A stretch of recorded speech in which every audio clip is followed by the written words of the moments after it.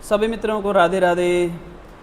क्या आप जानना चाहते हैं कि कुंडली देख करके आपके जीवन साथी के बारे में बताया जाए कि आपका जीवन साथी कैसा मिलेगा, अमीर होगा या गरीब होगा या उसकी आर्थिक स्थिति कैसी होगी? ये आप सब कुंडली के हिसाब से कुंडली देख करके जान सकते हैं। तो अगर आप भी जानना चाहते हैं कि विवाह के बाद आपकी आर्थिक स्थिति कैसी रहेगी, पार्टनर आपको कैसा मिलेगा, फाइनेंशियली कैसा रहेगा, वो अमीर होगा गरीब होगा या उसकी आर्थिक स्थिति कैसी होगी, तो आपको इस वीडियो में ज़रूर बने रहना चाहिए। तो नमस्कार मित्रों, मेरा नाम है आचार्य गोविंद कृष्ण शास्त्री। अगले कुछ मिनट में मैं आपको आपकी कुंडली के बारे में बताने जा रहा हूँ कि आप जन्म पत्री देख करके कैसे अपने जीवन साथी के बारे में बता सकते हो कि आर्थिक स्थिति कैसी होगी, अमीर होगा गरीब होगा या उसके फाइनेंशियली कैसा रहेगा, परिवार कैसा होगा।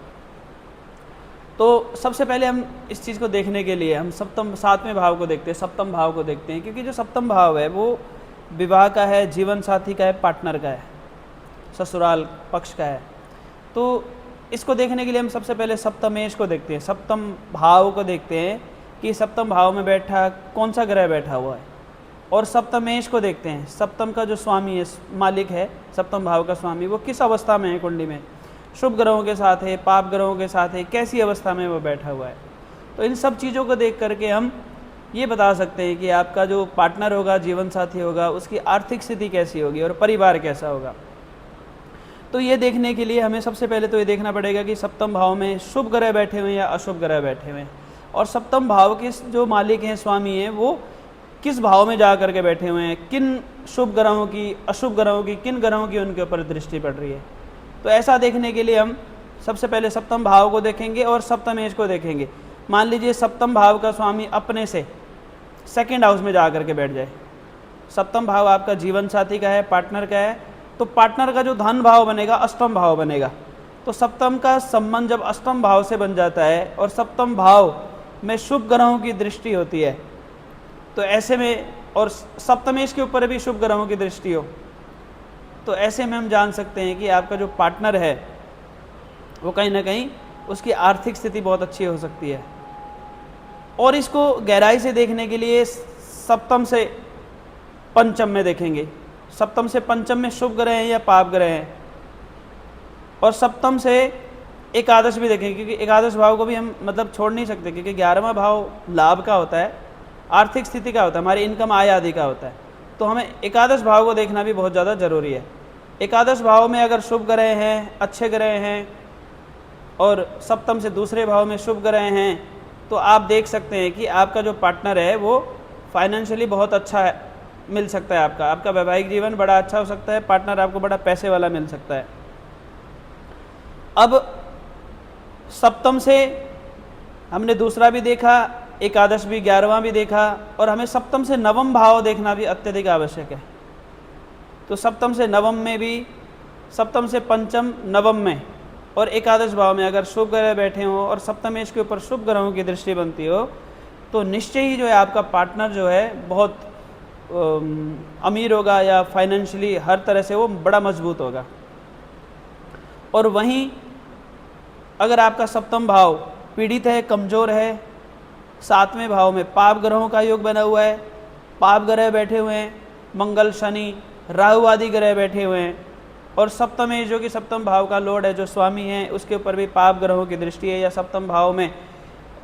सप्तमेश नीच का है, तो कहीं ना कहीं, या सप्तम से दूसरे भाव में कोई ऐसे पाप ग्रह, गुरु बृहस्पति राहु का योग है, या मंगल आदि पाप ग्रहों का ऐसा योग बना हो, तो जो जीवन साथी होता है हमेशा कहीं ना कहीं कर्जे में, झगड़े में, विवादों में रहने वाला होता है, और उसकी आर्थिक स्थिति भी अच्छी नहीं होती, जिस कारण से उनके प्रॉपर जो है दाम्पत्य जीवन में कलह कलेश बना रहता है। तो इन सब चीज़ों से हम जान सकते हैं कि आपका जो पार्टनर होगा वो कैसा होगा। पर सिर्फ इतनी सी बातों से भी हम पूरी कुंडली का निष्कर्ष नहीं निकाल सकते, उसके लिए हमें पूरी तरह से जो है कुंडली का विश्लेषण करना अति आवश्यक है, तभी सभी जो है पूरा निष्कर्ष निकाल सकते हैं कि आपका जो जीवन साथी है वो कैसा रहेगा। उसके साथ साथ में हमें गुरु और शुक्र का भी विशेष ध्यान रखना होता है, क्योंकि भाव, भावेश और कारक, ये तीन ग्रहों को देख करके हम पूर्णतः जो है फलादेश कर सकते हैं। मान लीजिए सप्तम भाव में के जो कारक ग्रह हैं शुक्र और बृहस्पति होते हैं, सप्तमेश भी अच्छा है, सप्तम भाव में शुभ ग्रहों की दृष्टि भी है और सप्तमेश की स्थिति भी मजबूत है, और वहीं पर सप्तम का जो कारक है गुरु या शुक्र, क्योंकि जो गुरु होते हैं वो गुरु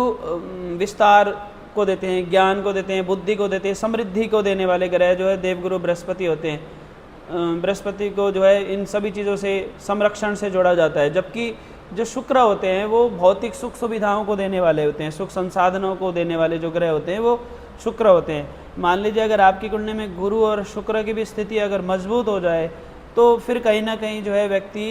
का जो जीवन साथी होता है वो बड़ा धनवान होता है, बहुत समृद्धिशाली होता है, ऐसे जीवन में कोई इसको ऐसी कोई परेशानी नहीं आती।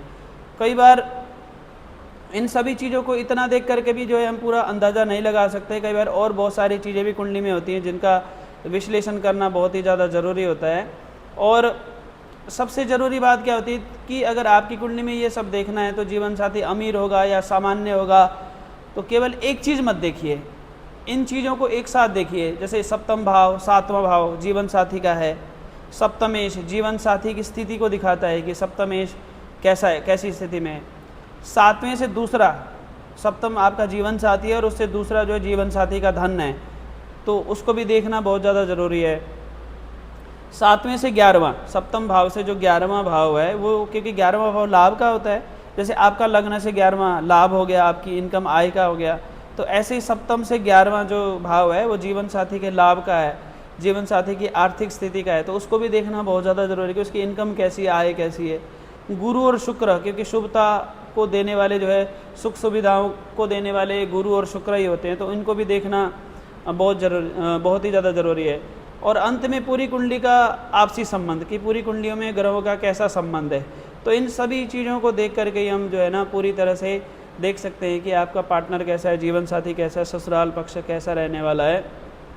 अगर आपको ये वीडियो अच्छी लगी, उपयोगी लगी, तो इस वीडियो को लाइक करें और चैनल को सब्सक्राइब ज़रूर करें, क्योंकि मैं समय समय पर ऐसी वीडियो बनाता रहता हूँ, और ताकि आप तक वो जल्दी पहुँचे। तो अगर आपको उपयोगी लगी तो आप बिल्कुल इसको सब्सक्राइब करें और शेयर भी करें, अपने दोस्तों से भी सब्सक्राइब करवाएं,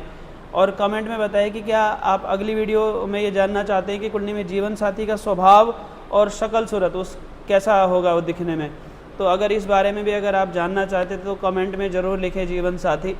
मिलते हैं अगली वीडियो में एक और महत्वपूर्ण ज्योतिषीय विषय के साथ, आपके साथ मिलते हैं। जय जय श्री राधे।